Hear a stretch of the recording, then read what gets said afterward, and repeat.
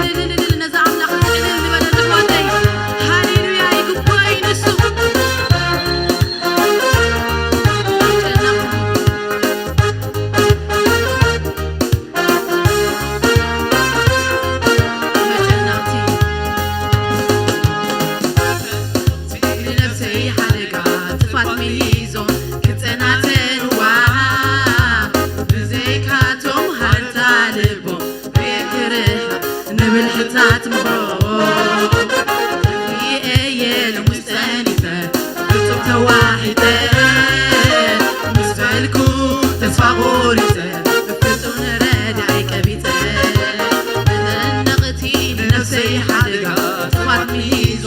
ግብፅናትንዋ ብዘይካቶ ኣርካልቦ ርግርሕ ንብልሕታት ምቕሮ እተፊአየ ልክስተኒተ እቶም ተዋሒተ ምስ መልኩ ተስፋ ቆሪተ ፍቱን ረዳይ ለሚተ ኣይስኪኻ ስለዘይባሪኻ ተኪካዮ ልወት ባሪኻ ኣይስኪኻ ስለዘይባሪኻ ተኪካዮ ልወት ባሪኻ ኣነስ ኣነየ ንስኻ ጌራ ንስኻ ኢኻ ወቲ ኣብሔር ከም ቀደምካ ኣሎኻ ኣቦታት ጽድቂ ኣብ ክብረ ቅድስናኻ ብረድኤተ ሰማያ ዝተወጣሕካ ከም ኃይሊ ከምን ኢየሱስ መን ይመስለካ ከም ኃይሊ ከምን ኢየሱስ መን ይመስለካ ከም ኃይሊ ከምን ኢየሱስ መን ይመስለካ ከም ኃይሊ ከምን ኢየሱስ መን ይመስለካ ሃሌሉያ ንዓና ክንብፀግህ ኣምላኽ እዩ ዘለና ኣሕዋተይ ሃሌሉያ ሓላውና ይታኸስን እዩ ንሱ ንዓና ዝሕሉ ኣይታኸስን እዩ ፀላኢ እኳ እንተደለየ ኣይረኽበናን እዩ ንብዙሕ ንብዙሕ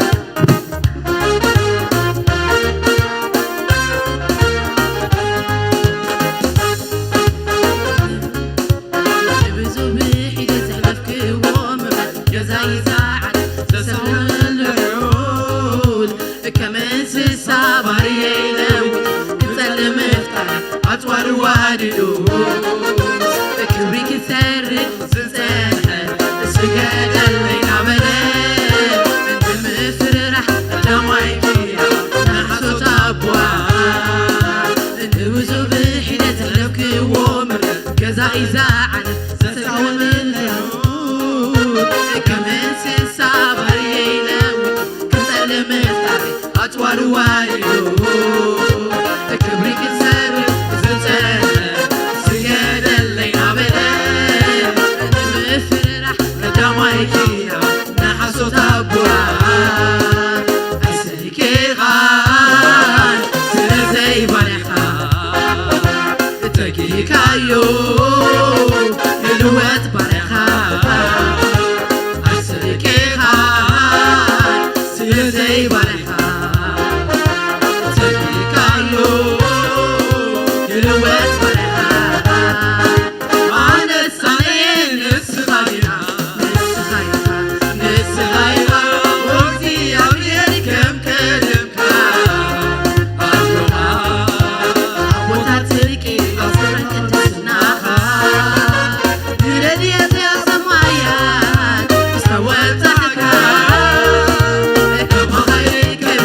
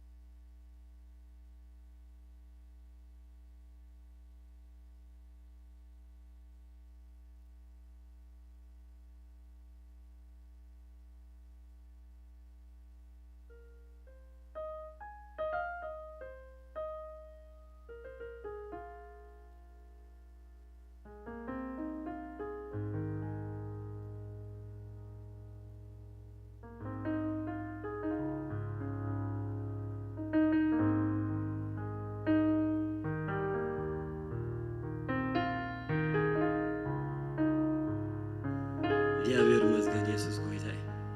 አምላኽና ዓብይ ክብሪ ንጎይታ ይኹን ንቁሩብ ደቂቕ ንጎይታ ኸነመስግኖ ኢና እግዚአብሔር ይመስገን ቅድሚ ናብ هاجرنا حزبنا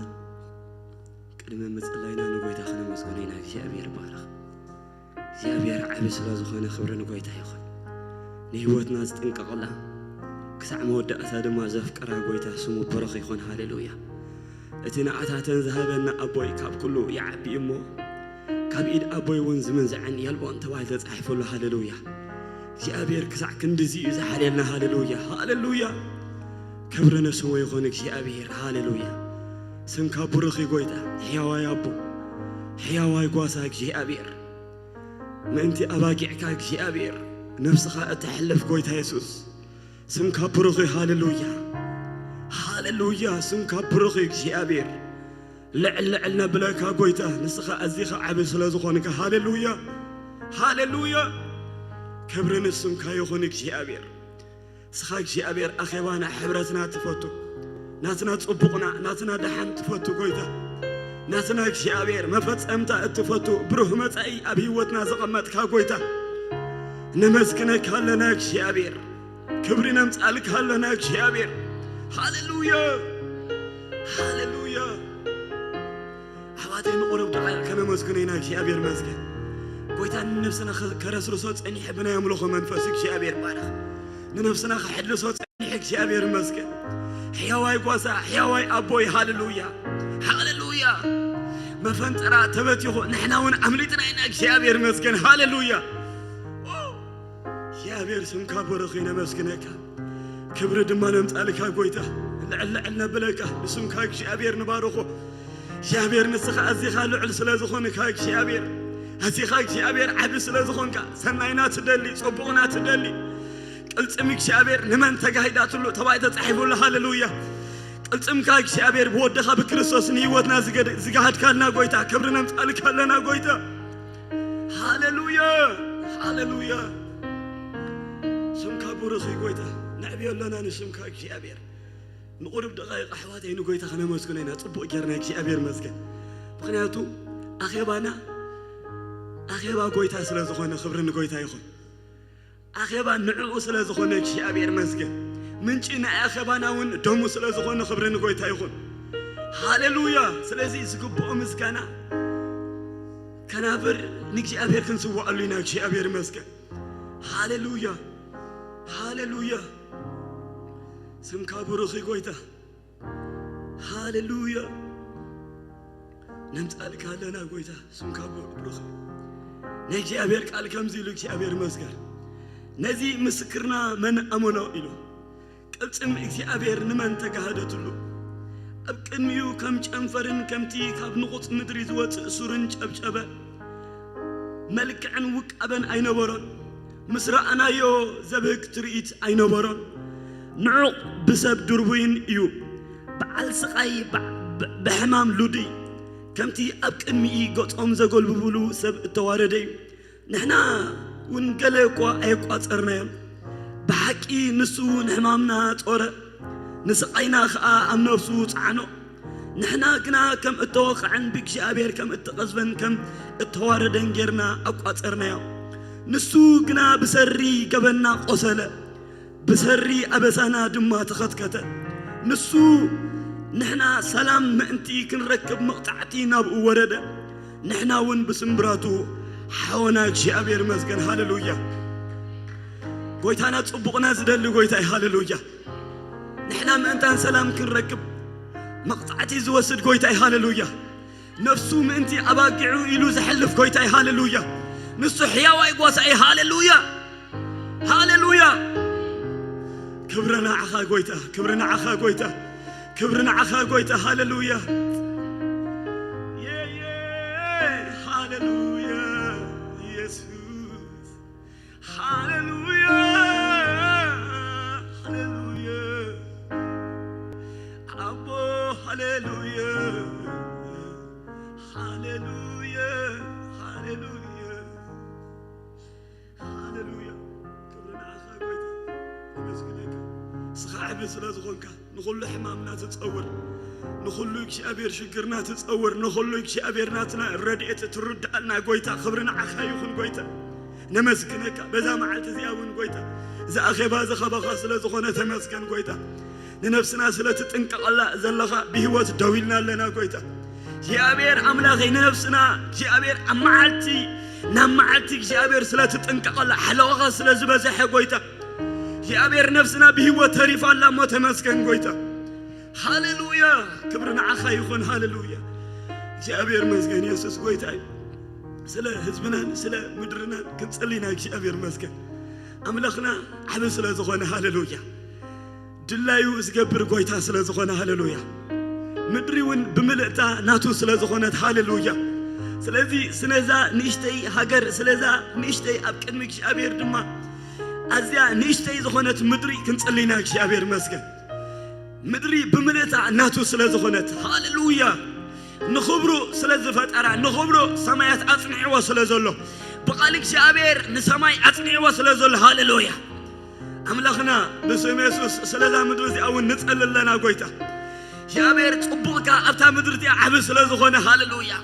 سنايك أبتا مدرتي عبس سلازخونه هاللويا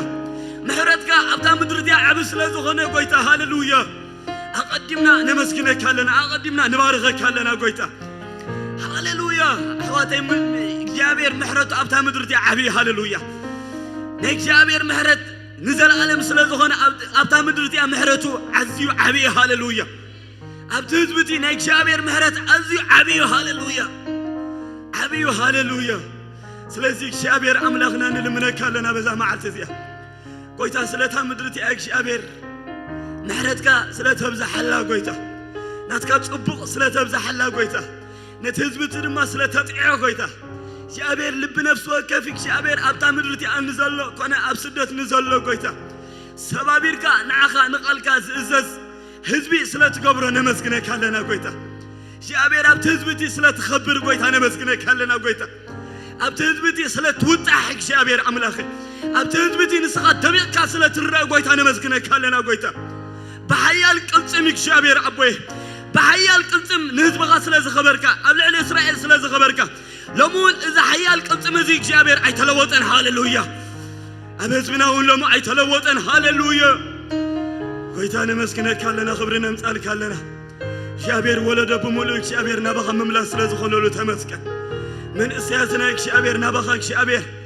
جابير لبهم سلازة زبل قويتا تمسكن قويتا مسخاك جابير مطبع سلازخون كبرنا مسألك هلنا قويتا جابير تامدرون سلا تتعاك جابير بهوت كلنا سلام تامدر سلا ترئنا قويتا جابير سلامتنا يتزبتي سلا ترئنا قويتا نمسكنك هلنا قويتا هبا خبرو خلنا عخا يخونك جابير تمسكن هاللويا سيم يسوس آمين آمين جابير مسكن يسوس قويتاي أبدا حن بسلامنا بيتك جابير متانا يسوس قويتاي كما يكأنيهم سنة جابير مسكن لما جمرت هاجي أما أخلنا حدش سنة أبز حبرت كوينو جابير كملخو كقلقال زما زحوت الله لما نايز محبر سلازخونه نملكت إيدو أري خلالينا بأخباراتنا حتى مالتي شيء قيد يبارك شكرا موسى نقعد لحن متى هذا موسى هكذا ولا جابير مسكن يسوس قيتاي مبار نمل لاي مدباتنا كم زنري لنا سنبت كاب نجوه جميرو قدام إبرة ساعة شعتك ساعة عسرت حادث أنح نايت أولوت نياملوه نايك عليك جي أبير جيزيلو أبزي نامت أنا نحبر كفوتي تخلى إبرة خاخب عسرت حدن فرعان كساعة حدن فرعان زت أنح سالسة إبرة دما كم زنري لنا بفولين ما نسيات تواهيلو استدالويو كاب ساعة حمش جميرو ساعة شوعة فرعان مالتي جي أبير مسجد سون خاب من إسيات استدالوا نايت أولوتن ناي على أملاح جيزينا له أو أنت دقة خفوتيو كلنا متينا كنا قلقل بتحتنا نحبر مالتي جي أبير مسجد ربع كا ناي وانجيل أقول تعالو أبز بيت زت ألم أبز ختمه أنا جي أبير قال زب السرعة أحوات الله مسأمون كن حبر تدقة خفوتيو عربة كا نايوز برنامج مالو بالإنجليش مالو تخمسة عشر شيء ساعة شاتس أنا أو أنت دقة خفوتيو كنحبر مالتي قدام كاب ساعة 4 كساعة 7 تصنح ناي صلوتن ناي قال أملاخ كيزيلو صبوق كيزيلو جي أبير مزغنا أون تدقق فوتي مزينا كنصلي قال جي أبير دما خنمهار مالتي يسوس غويتاي حدش متنباتا زلو نزمت قدام سنبت سوني مالتي ببيت كريستيان استدالو ناي وانجيل مزرقح كونفرنس الله جي أبير مزغن كمتي كنقرنا زغني زغلغلنا أحوات نبي مسكنان أستير أبابا كوينوم زمت زلو قدام كاب ساعة 5 زي جمر مالتي سنبت كأ لك كمتي كل جزء برنامجنا نقول ساعة 9 تخليت إبرخة 10 حلم فرعان تاساسي تخانة من إسياته وهيلا ساعة 5 مالتي جي أبير مزغن سوني تاساسي تمعلت مالتي سوني نينقوه ساعة 10 AM مالتي جي أبير مزغن نينقوه ساعة 10 سوني هوليداي سلو زخونه تينك نخلنا تأمنا خوني جي أبير بارخ كبرنا قويتا يخون سلازي كم زين اللوا دراك بالتحريت اللوانا نهالبات مسارحتنا دمام مهارتنا دخونا فريندناتنا أن حبرنا بفولين من إسياته بايلو سلسة دادي زولو جي أبير مزغن ونجيل لما هنزرق سلازي قبأنا بالتحريت اللوانا خنود كلنا قال كاون داوسنا نسابات كان قدمنا خلينا جي أبير بارخ يسوس كريستوس قويتاي موداتا مو بقنا نعشرنا بدحريت كن كافلنا خلينا مالتي بروجرام مستودع عم خاتنا مالتي يسوس كريستوس عملاخن قويتاي جي أبير مازغن حجينا من جي أبير قال كن حل فينا قويتا سنة جي أبير بارخ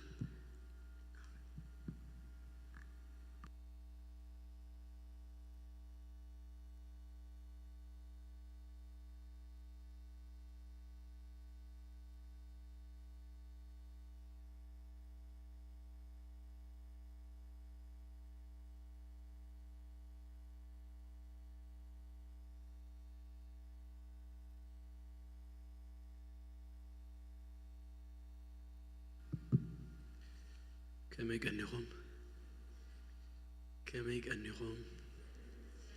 دمزهم كساز سمع يا تفلتيهم كدقاقم يمش لازي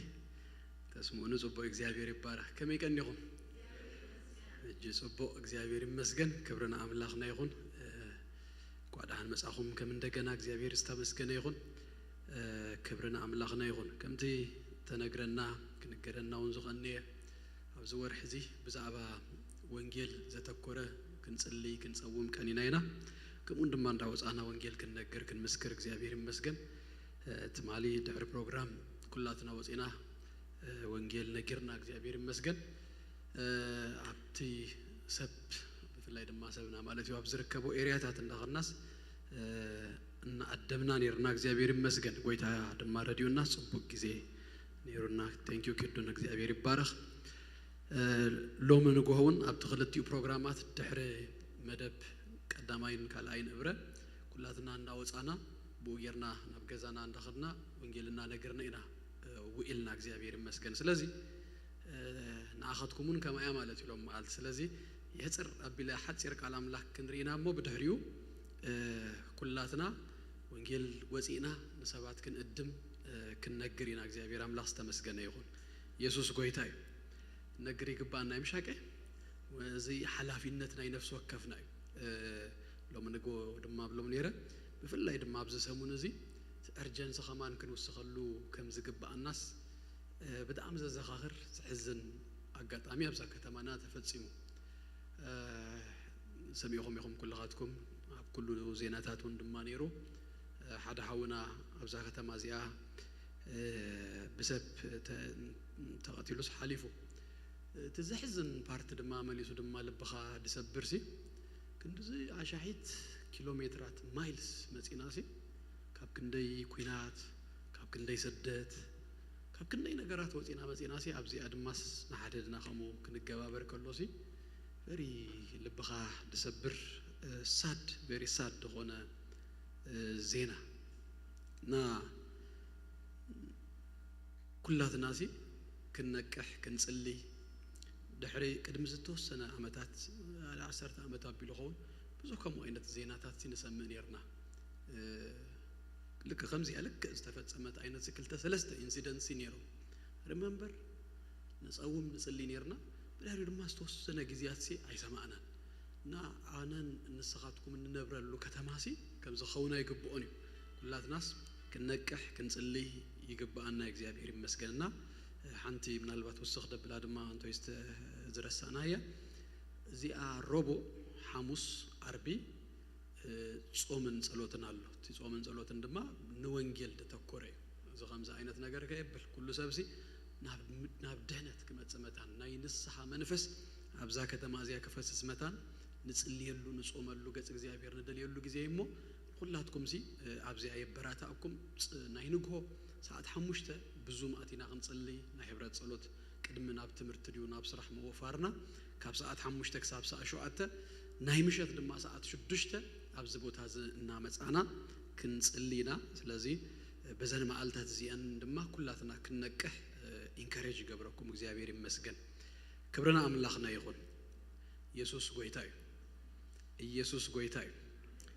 ወንጌል መንገር ናይ ኩሉ ሰብ ኃላፊነት ይሁንና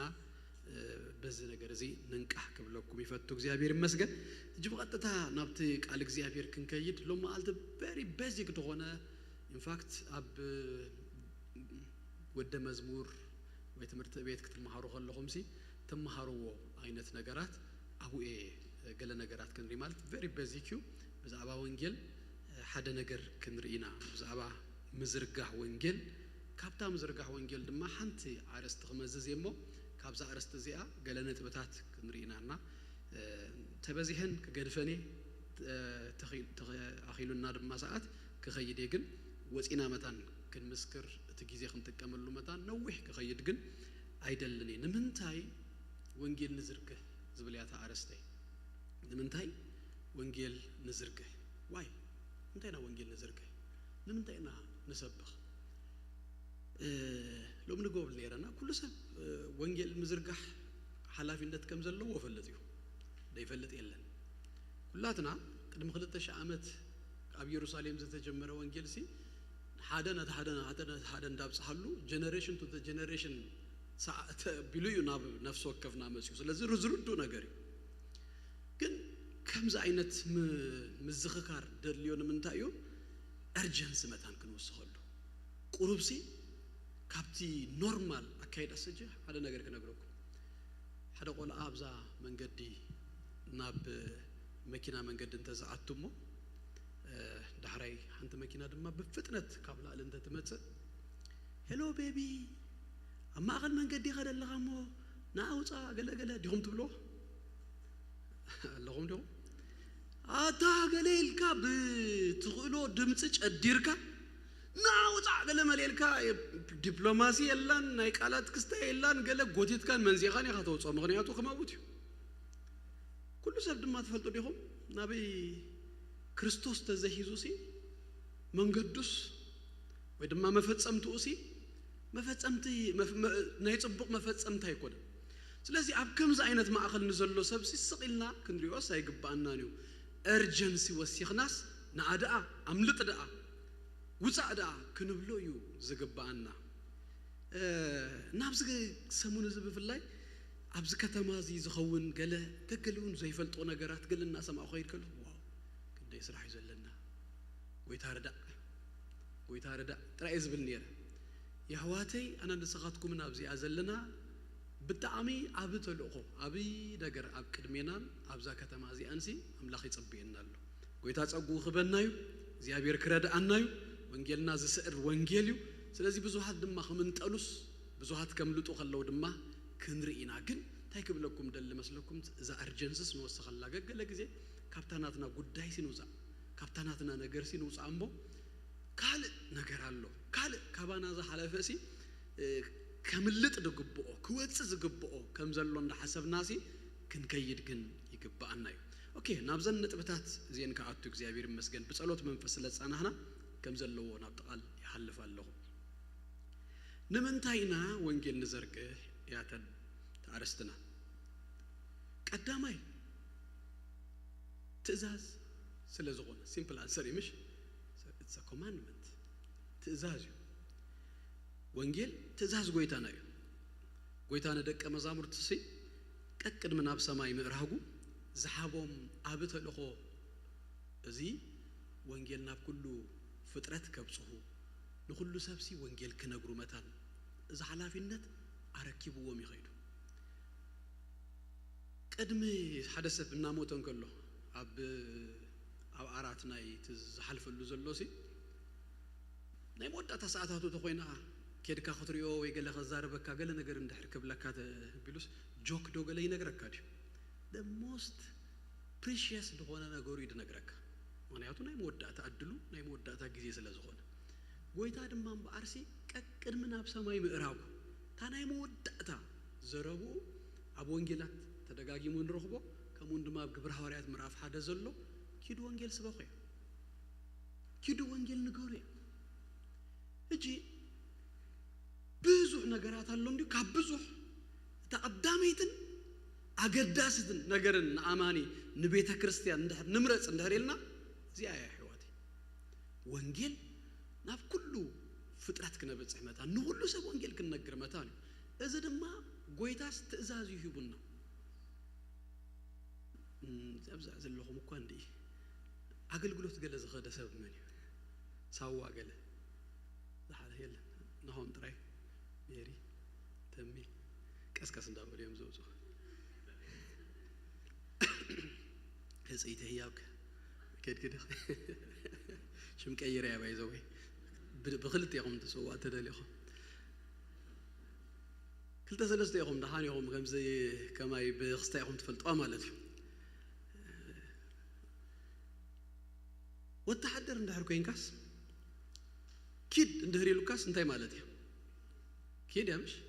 ታደራዊ ትእዛዝ ኪድ ተላስ ኪድ ያ دوبل انت ستبل يتبال ستبل انت حرت بايل كخا ستي خاتبل مش تمن تطنطي ودي وقال ستبل يا كم زخوين انت ستبل يا تودحدراوي تزاسي سو يخبر دلو حق انا دما مراحينا قويتانا سنت يلنا الله مسلكم كيدو نفطرت كلس وانجيل نغرو أبزا 17 أميرو أفينيو زمسيون زلون بكا نبتفعات من قد دخلوا دلو كلاتهم زناتين ناتكم منسي انجرانا حلافين نتنا بتصلوتنا خن بصحو تقادلنا نابوم كيد ناسي وانجيل كن نغروم سي ناتين ناتكم من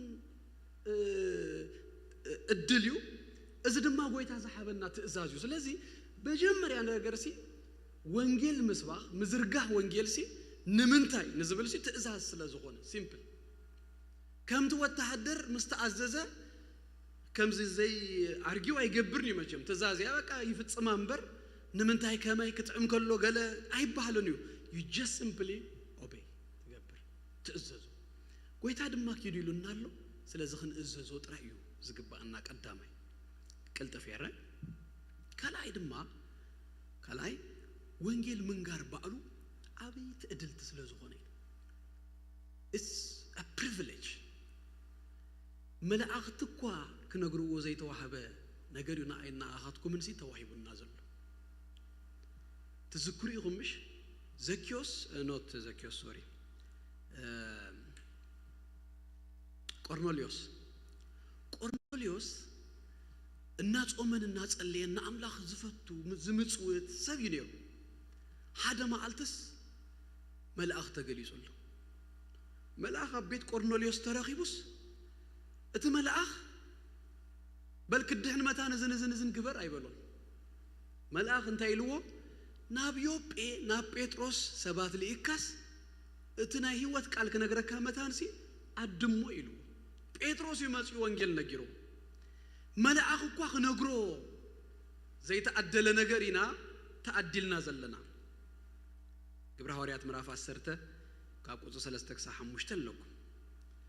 قدامها بيتروس مرافع هذا قدر 10 تغلتس ملأختنا أبو قطمتو يبحقوا يعملون نحن أجنز الدل رغيبنا يوئنا كاموت مملات كاب سلماتنا برهان ممسح هيوت مركب زبها النجار سي زتموكر ناسبات نحن هنا مسكر دما زتعامو أبي هيوتو زخونا نجار سلا زخونا زمسكر إذا ملأختي أي رخوون ካብ ጸልማት ናብ ብርሃን መጽኤ ገለ ድብልዎ ነገር የብሎም እንሳቶም ኣብ ብርሃናት እዮም ዘለዉ ኩሉ ግዜ ኣብ እዮም ዘለዉ ስለዚ ንሕና ኢና ጠፊእና ዝነበርና ብክርስቶስ ኢየሱስ ዝተረኸብና ሰባት እቲ ህይወት ደስተማቀርናዮ እንደተኣምናዮ ሰባሲ እዚ ትዕድል ተተዋሂብና ስለዚህ it's a privilege እጂ ወንጌል ንገሩ ከባ ሎሚ ድማ ገለ ምናልባሲ ኢንትሮቨርት ክንከውን ንኽእል ኢና ከምዚ ምስ ሰባት ምዝራብ ገለገለ ግን ከምኡ ኣይተብልዎ እታ ትኽእልዋሲ ክትገብሩ maybe necessarily ኩሉ ግዜ ግድን ስኻ ጥራይ ክትከውን ይብልካን ማለት ዘረባ ገለ ምስ ዝኽእሉ ሰባት ኮይንካውን መኻዱን ኣለኩ ድሕር ግድንሲ ክስታይ ኮንኩሌልካሲ ከምዚ በቃ ሓደ ኣብ በርደን ከኾነካስ የብሉን ወንጌል ብዙሕ ሜላታት እዩ ተሰበኽ ስኻ ሓደ ፓርቲ ትፍጽሞ ካለ ድማ ካለ ፓርቲ ክፍጽሞ መታንሲ ተጠምር ዳስዋይ ኮከክልተ ገለ ኮይና ንኸይ በቃ ምስተዛረብ ሰብ ደው በመባልካ ናጸለኻ ስኻ እሱ ድማ ወንጌል ክነግር መታንሲ ድልተብ እጂ ግን ሓፈሻዊ ግን እንታይ ክብል ደልየሲ ፕሪቪሌጅ ምዃኑስ ኣይንረሳእዩ ወንጌል ክነግር እዚ እድል ተዋሂቡና ኣሎ እግዚአብሔር አምላክ ተመስገነ ይሁን ሳልሳይ ዝተኣምናዮን ዝረኸብናዮን ህይወት ወይ ድማ ዝረኸብናዮ ምህረትን ጸጋን ስቕ ስለዘይብል ስቕሲ ከብል ኣይግብኦን እዩ በሓቂምሽ ስቕ ደብል ነገር ኣይኮነም ብዙ ጊዜ ሪኹም ኣለኹም ኣነ ዘስተባሕልኩ ወይ ኣብ ገለ ነገር ሲ ኤክሳይትድ ደኾነ ሰብ እቲ ኣረስቲ ኻልያ ዘላ ግን ንሱ ኤክሳይትድ ገበሮ ነገር ሲ ክነግረኩም ስለ ዘለዎስ እታ እላል ጠዋዊው ኣምጽዩሲ ብዛዕባት ንሱን ልቡ ደስ ዝበለቶ ነገር ሲ እንታይ ክገብረኩም ኣሎ ክነግረኩም ኣሎ ንምንታይ ደስ ይላቶ እንዲያ ዘላ ወይ ቀሊል ገበረኩም ዳሃ ሕጂ ኣብ ሓንቲ ገይሹ መጽዩ ሓደ ሰብ ገይሹ እንድሕር መጽዩ በተኣባት ዝረኣዮ ነገር ገለገለ ደስ እንድሕር ኢልዎ ብዛዕባ ቃል እንዳለልኩም ከለኹም ዋላ ብዛዕባ እዩ ዳሕራይ ከም ገለ ኢሉሲ ከምጻዩ ኣነ ከማን ዝሓለፈ ጊዜ ኸይደ ከለኹ ኢሉ ግን ዳሕራይ ታ ክስተያ ዝነግረኩም ያው እንታይ እዩ it's a natural ነገር እዩ እንታይ ኢላቶላ ደስ ስለዝበሎ ኤክሳይትድ ስለዝገበሮሲ ግድን ክነግረኩም ኣሎ እሞ ተተረዲኡና ብሓቂ እኮ ንኣይና ኣኻትኩምንሲ ሓደ ኣብ ነገር ኮይኑላ ዘሎ ኣቦነ ተሓደ ወዱ እንከወዱ ጎይታና ኢየሱስ ክርስቶስ ናብዛ ምድሪ እዚ ኣልዩስ ኣብ ክንዳይና ኣብ ክንዳኻትኩምንሲ ኣብ መስቀል ሓምሽሽው መይቱ ድሕሪ 3 መዓልቲ ድማ መቃብር ፈንቂሉስ ተንሲኡሎ ሕጂ ኣብ የማን ኣቦሎ እዚ ጎይታ እዚ ድማ ከም እንደገና ክመጽዩ እዚ ተኣምር እዚ ብሓቂ እዚ ምህረት እዚ እንድሕር ተረዲኡናሲ ስቅ ከብለናስ የብሉን ከምቲ ንሓንቲ እላል ሰብ ምኽንያት ደልዩ ወይ ድማ በቀታ ኮንቨርሴሽን ሲ ኣዚሩ ናብታ ንሱ ክነግረክና ደለዎ ነገር ከም ዝነግረናሲ ንሕና ድማ እስከማ ክንከውን ዝግባአና ብዝተፈላለየ ዓይነት መንገድስ ናብታ ክንሰብኮ ዝግባአና ክንብሎ ዝግባአና ነገር ሲ ኣምጪናስ ክነግር እዩ ዝግባአና ማለት ኣብ መዝሙር ኣብዚ ቤተ ክርስቲያን ጥራይ መጺና ዲና ንዝብሮ ስቕ ዘይብል ገለመለ ንብሎ ዝመዛሙር ወስቕ ዘይብል እኮ ኣብ ስራሕ ካውን ክኸውን ደሎ ትስቕ ዘይብል ስኢልና ኣብዚያ መዝሙር ጥራይ ተኾይና ትክክል እኮ ኣይኮነትን ኣብዚያ እሞ ኩሉ ዝሰምዐ እዩ እንታይ እሞ ኣብቲ ዘይሰምዓሉ ቦታ ድዩ ስቕ ዘይብለካ ኣብቲ ክንገረሉ ዘለዎ ቦታ ስቕ ዶ ኣይብለካን ኣሎ ይግንፍል ኣሎ ዶ ውሽጣ ይግንፍል ኣሎ ዶ ውሽጥኺ ክትነግር ዶ በቃት ውሽጥናስ ይተሳሳእ ኣሎ ዶ እሱ እቲ ክኸውን ደለዎ ቀዳማይ ጴጥሮስ ምዕራፍ 2:9 ጥቅሳት እንዳገበር ኩሉ ኸድመታ ንስኻትኩም ግን አይሉና ምሽ ደግነት እቲ ካብ ጸልማት ናብቲ ዘገርም ብርሃን ዝጸዋዕኩም ምን ትኽትነግሩ ሕሩይ ወለዶ ናይ መንግስቲ ክህነት ቅዱስ ህዝቢ ጥሪት ኣምላኽ ዝኾንኩም ህዝቢ ኢኹም ትደግነት ካብ ጸልማት ናብ ዘገርም ብርሃን ሲ ምምጻእ ዝረኣና ሰባት ኢና ትውሽጥናስ ዝፈልጦ ውሽጥና ዝርድኦ ነገር ሲ ዝኾነልና ሰባት ኢና ስለዚ ወንጌል ንምንታይና ንነግር ሲ ስቕ ስለዘይብል ዝሓቂ ታብ ህይወትና ተፈጸመ ነገር ሲ ስቕ ዘብል ስለዘይኮነ ራብዓይ ጥፍኣትን ምብራስን ናይ ሰብ ድማ ስለዘይንደሊና እጂ እዚ ሓቂ እዚ ሰብ ንጎይታ ንክርስቶስ ኢየሱስ እንደህር ደይፈሊጥዎሲ መንገዱስ ጥፍኣት እዩ መፈጸምቱስ ናይ ጥፍኣት እዩ ስለዚ ስቕ ዘብል ሲ ኣይኮነን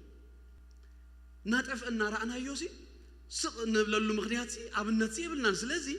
እቲ ጥፍዓት ስለዘይ ንደልዮሲ እንታይ ንገብር ማለት እዩ ንነግር በሓቅ እንድሕር ተረዲዩና ከምኡ ይድገብረና ሎምንጎ ሓደ ዘንበብኮ ታሪክ ክምስክረሎም ይነግሮም ነይረ ኣብዚ ቀረባ ጊዜ ዘንበብኮ ባዮግራፊ ጆርጅ ዋይትፊልድ ይበሃል ኣብ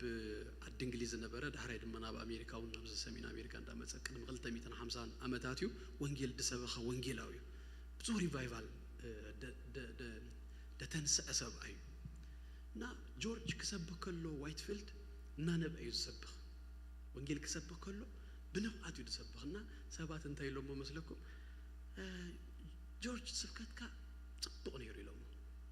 ግን ሓንቲ ፀገም ዘላ ታትነብዓ ነገርሲ ተትገድፋ ስምዒታትካስ ኮንትሮል እንተትገብሮ ብዘይ እቲ ኢሞሽናል ዝኾነ ነገርሲ ወንጌል ጥራይ ተትነግር ኢሎም ሓራይ እንታይ ኢልዎ ኣነ እውን ተዝኽእል ጽቡቕ ነይሩ ኢልዎ ግን ምናልባት ድሕሪ እዛ ስብከት እዚኣስ ንኻልኣይ ግዜ ዘይርአኒ ሰብ ድማ ከይተነስሐ ኮፍ ኢሉ እናረኣኽዎሲ ዋት ከናይዱ ታ ክኽእላ ድኽእል ሓንቲ ነገርሲ ስልዩስ ይነብእ እምበር ኢሉ ስልዩስ ይነብእ እምበር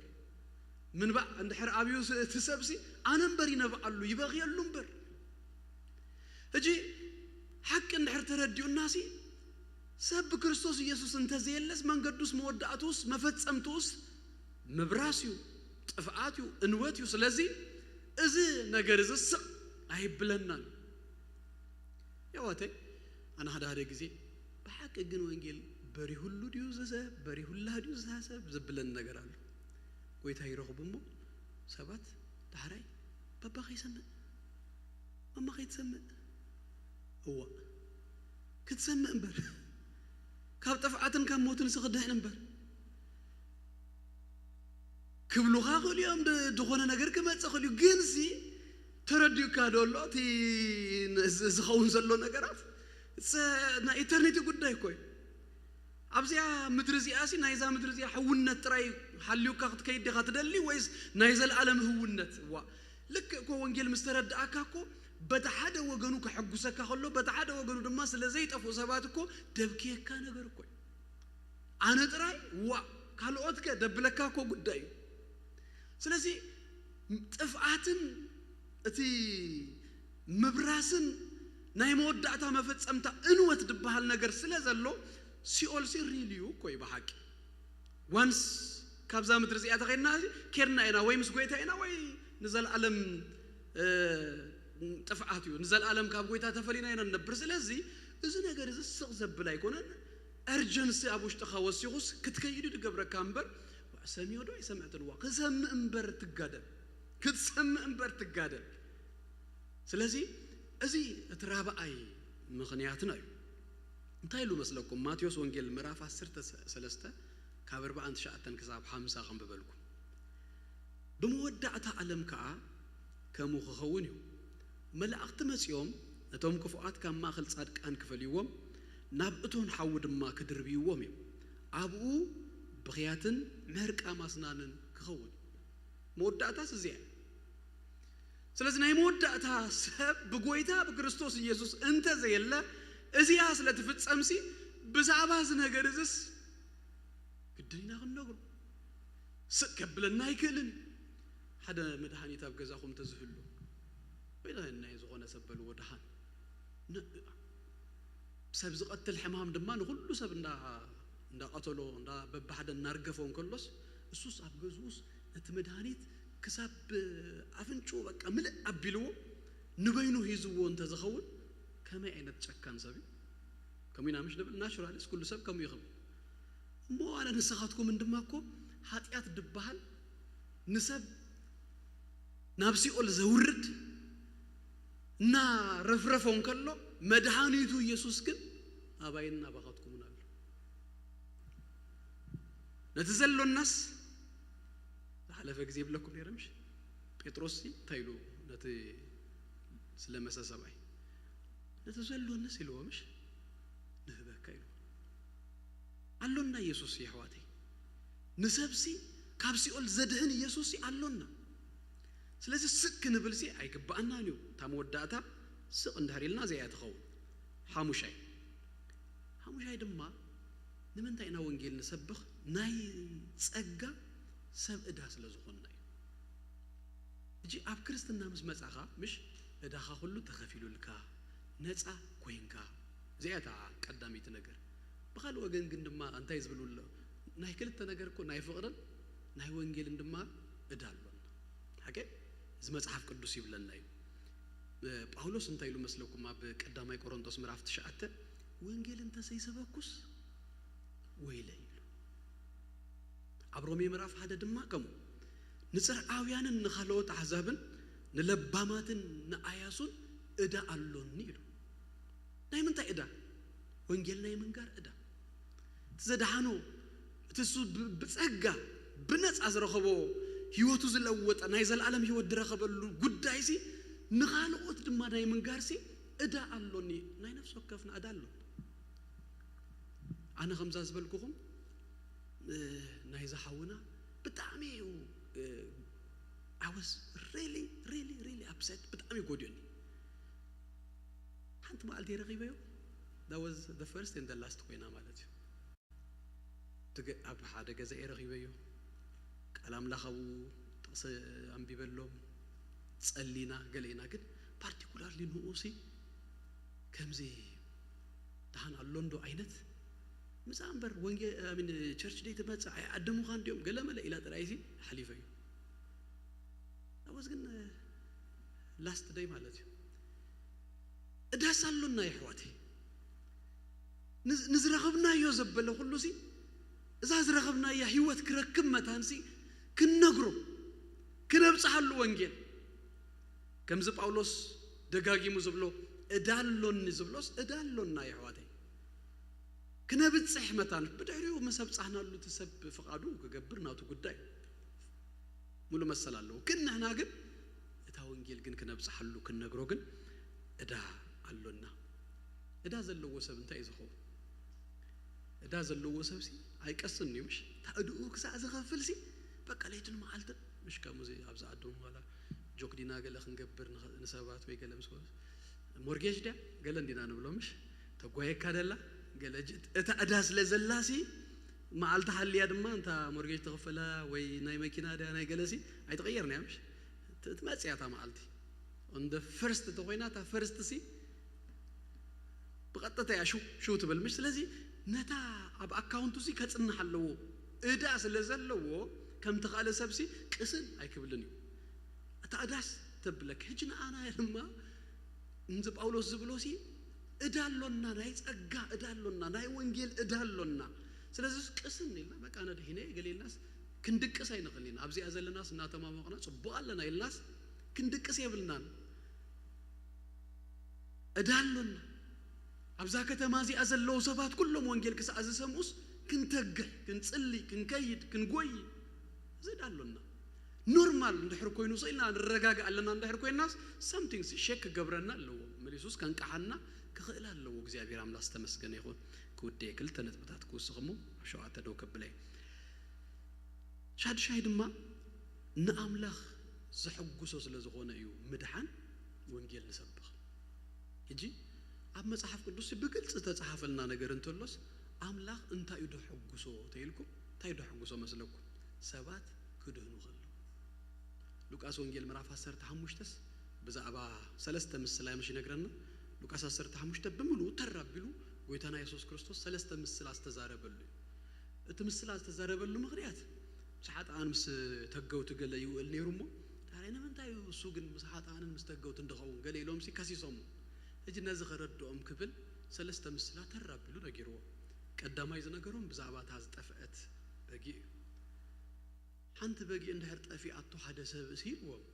ነተን ተሰዓንተ ሸዓተን ሃዲጉ ነታ ሓንቲ ክደሊ ይኸይድ ኢሉ ደልዩ ድማ መስረኸባ ይንግራ እናታ ሓጎስ ድማ ይመጽእ ጎረባብቱን ምፁ ይሕጎሱ ኢሉና ካልኣይ ምስላ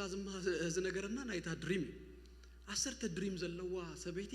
ሓንቲ እንድሕር ጠፊእዋስ ዳሓንቲ ሸዓተ ኣለኒ ኢላስ ኣይትቐስንያ ነታ ሓንቲ ድሪም ክትረኽባስ መብራህታ ኣብሪሃ በቃ ገዛኣ ኩንቅርቅር ኣቢላ ትደሊ ምስ ረኸበታ ድማ ትሕጎስ ሳውን ከምኡ ምስ ጎረባብታ ትሕጎስ ምስ በለ ኣብዛ ቦታ እዚኣ ሹ እንታይ ኢሉና መስለኩም ከምኡ ድማ ኣብ ቅድሚ ኣምላኽ መላእኽቲ ብሓንቲ ዝጠፍአት ነፍስስ እንታይ ይገብሩ ኢሉ ይሕጎሱ ንጎይታ ክትሕጉሶ ተደሊኻሲ በኣርታ ኣባይ ነገር እዚኣ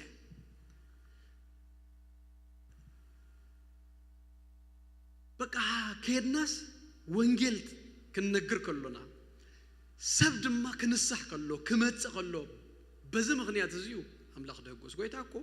ኣብ መስቀል ተሓሪዱ ተሓርደ ገንሸል ዝግብኦ ክብሪ ዝረክብ ግን ማዓስዩ ተይልኩምኒ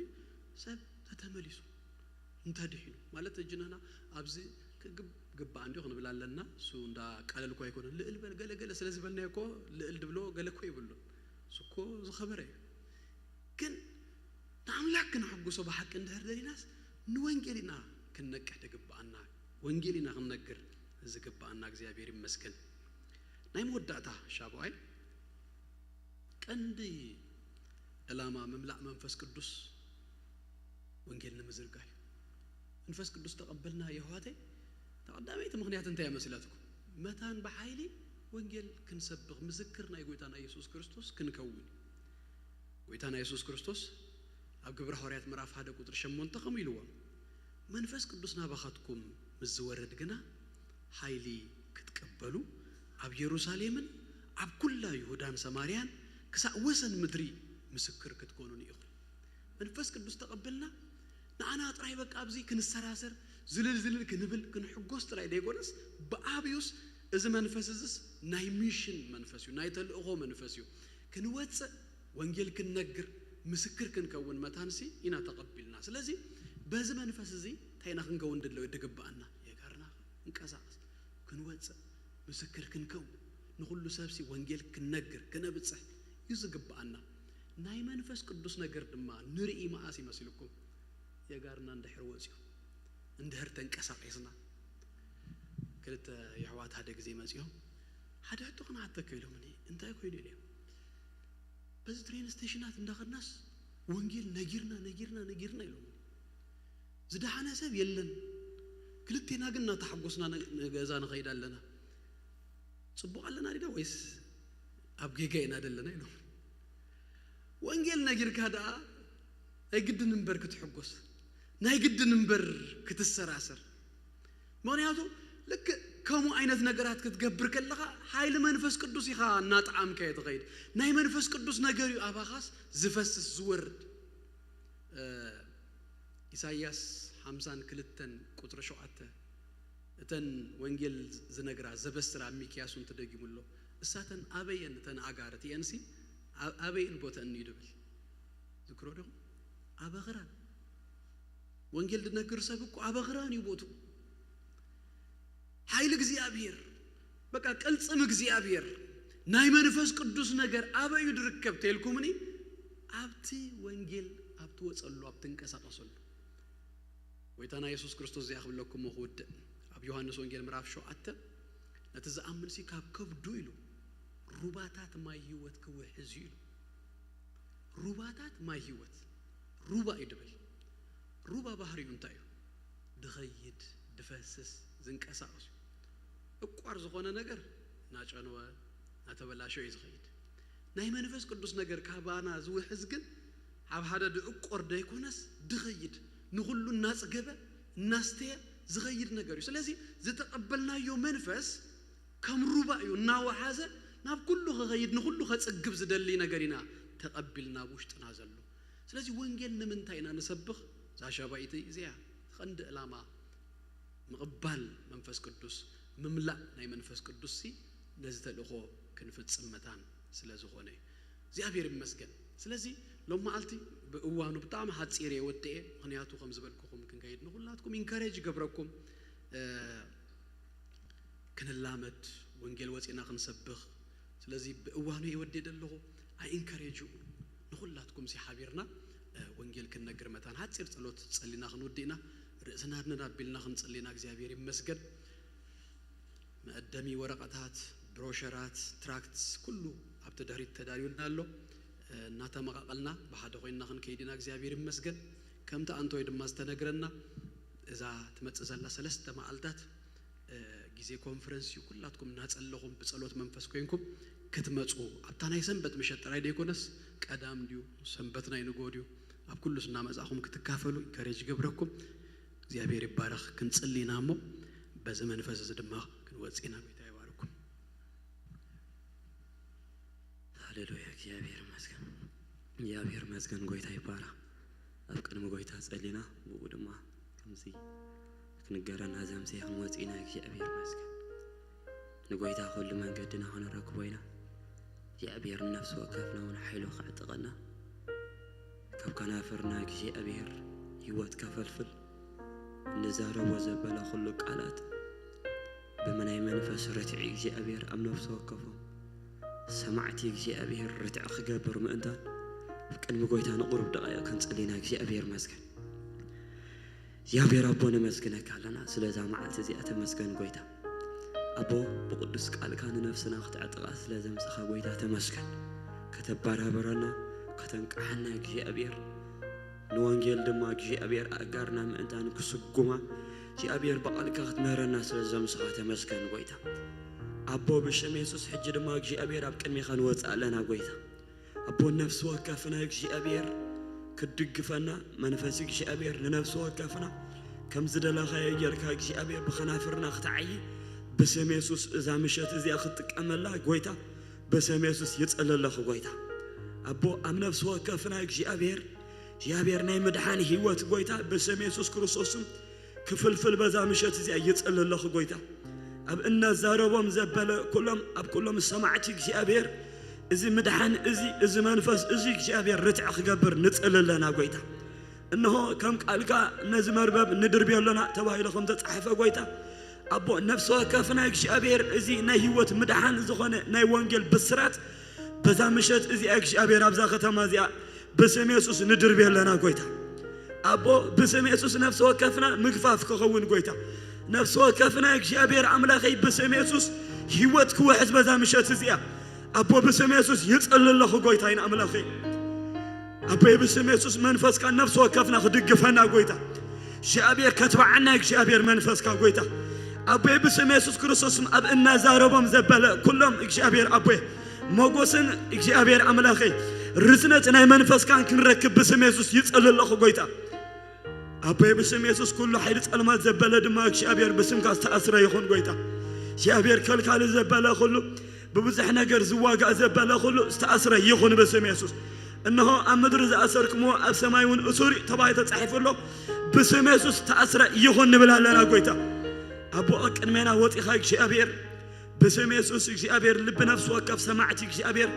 بسم يسوس مرتع كبر قويتا أبو نخبر خيرك شابير بذا مشيت زيا منفس كان نفس وكف ناس لا تعتقنا نمسكنك لنا قويتا